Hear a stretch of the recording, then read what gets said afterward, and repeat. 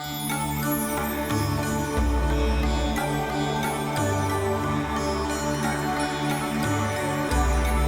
Acharya Shunya, and I'm the author of Roar Like a Goddess.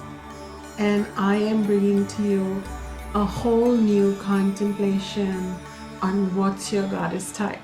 Because if you know your goddess type, then you will know which goddess you can look up to help you in your own life. Because then that goddess can act like a role model, an archetype, someone that you can emulate in your own day-to-day life.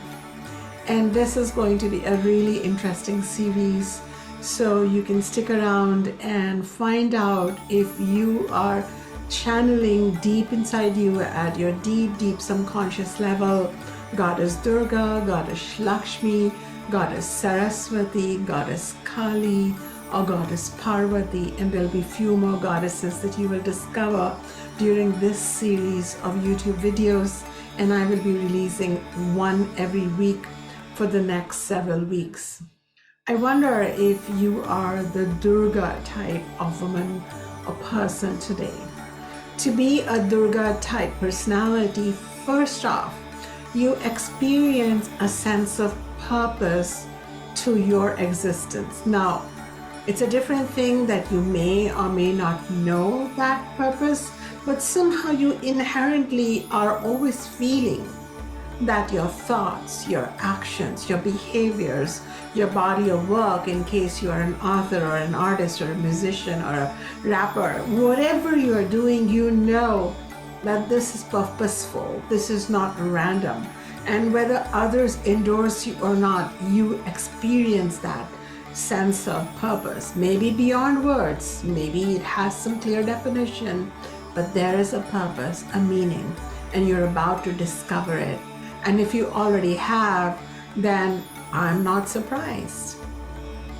The second typical trait of a Durga type person is that you experience an urgency to speak the truth, to call a spade a spade. Now, you may have been not liked by a lot of people along the course of your life because you're a truth teller.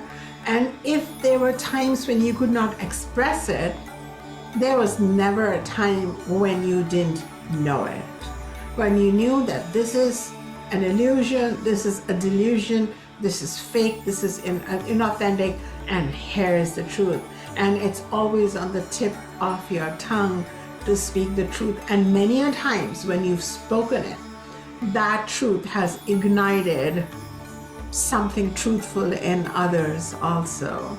So best of luck with that experiment with truth, because that's so worthy and the world so needs people like you. And don't let anybody stop you from owning, speaking, and expressing that truth. We all need you for that. Then, the Durga type personality does not like people taking their no's lightly or taking your yeses for granted. Oh no. Your no's have reverence and your yes have reverence for you. And you expect that it would be taken with the gravitas with which you extend your no's and yeses. And it really frustrates you when people are flaky towards you and do not respect your no's and do not respect your yeses, because you do.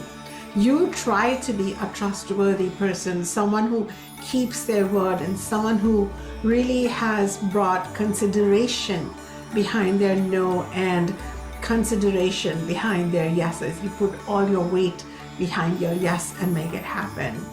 So yeah, that's who you are.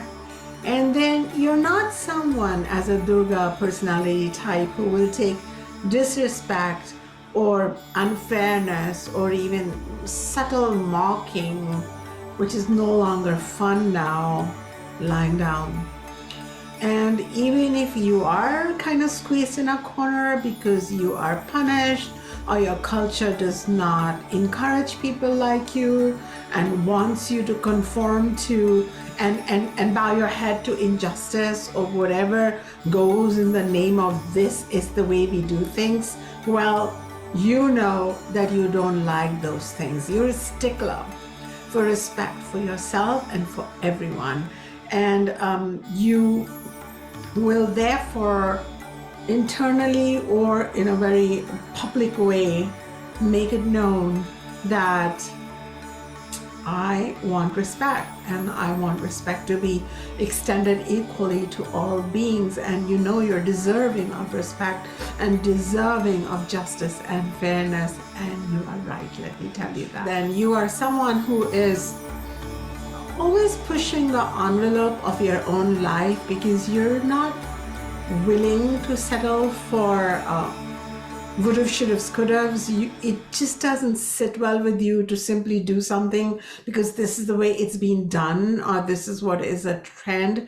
You often try to be the trend, not from fashion particularly, but from expressing the unique you. You have the courage to not follow stereotypes, or at least you hear that voice within you to say, oh, come on. You don't agree, and you don't have to, really. That's what Durga is saying. You can be the creator of novel ways of being and becoming in the world, and that is left for Durga type people to do. And finally, from the range of emotions that you experience, from peace and harmony and joy and restfulness and kindness and generosity, you often experience rage. And that rage is often connected to injustice, violation of boundaries, or just the sheer gross insensitivity that a lot of people exhibit.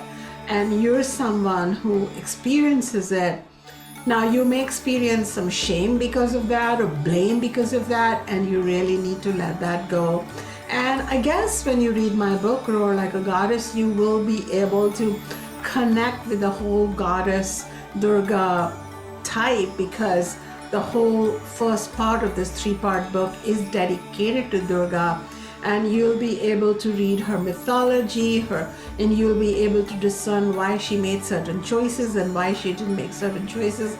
That's going to help you anchor in with all these personality traits that I shared with you, so that you can become a less apologetic, more anchored, more confident, more assured, and generally a beautiful, bold Durga, a roaring goddess, someone we need today.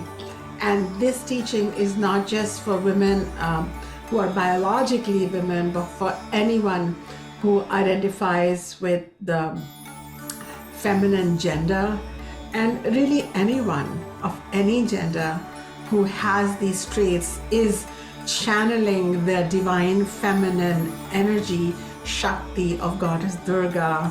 More power to you. Go Durga. Jai Ma.